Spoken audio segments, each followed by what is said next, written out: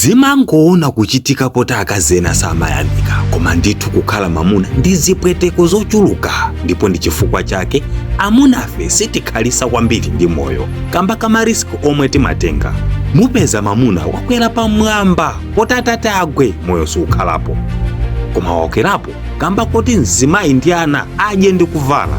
Wina ali pansi pa galimoto itayimira miyala yoti itaphuluza, ndiye kuti zamoyo palibepo, koma amakhala watenga riski yotereyi kamba zoti mzimayi apite ku saluni. Timatenga mariski osiyanasiyana chonchi kamba kuti olo tidwale, azimayi amatipasabe mabiru tsiku ndi tsiku, chonsecho akuziwa zoti tadwala sitingagwire ntchito.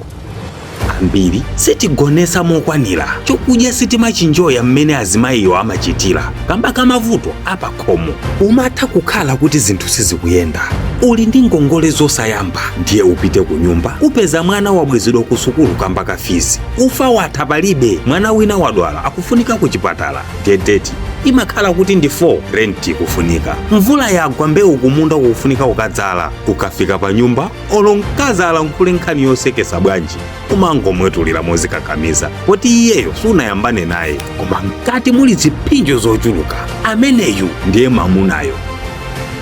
Timadwala ndi kubisa matenda kamba kuti ulendo osaka ukhalepo. Uyu ndiye mamuna, ndi munthu osayamika yekha yemwe sangapereke saluti kwa mamuna. Ili ndi dzina loti lizilemekezedwa nthawi ndi nthawi.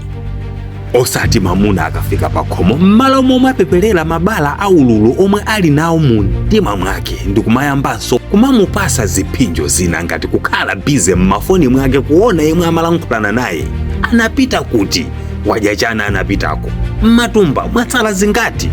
Uku kumangokhala kusayamika chabe kwa azimayi posaganiza roho yomwe ife timasewera. Omwe atandivomereze izi ndi mazingo mother omwe nawo akugwira ntchito yomwe azibambo amagwira pofuna kuthandiza banja lawo. Mpake ife timayenera kulamula ndithu, kutsogolera, ndipo mamuna weniweni salola kulandidwa chimenechi.